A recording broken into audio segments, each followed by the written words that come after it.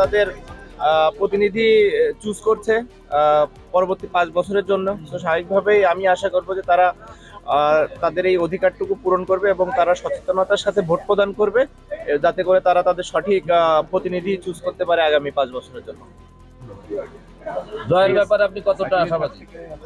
আমি তো আশা করছি, আমি সর্বোচ্চ পরিশ্রম করেছি, তো স্বাভাবিকভাবে এই রেজাল্টও আমি আমার পরে আশা করব।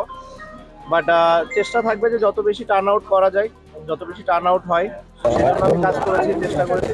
এখন মানুষের উপরে ডিপেন্ড করছে মাগুরার মানুষ তারা কিভাবে নেয় এই জিনিসটা।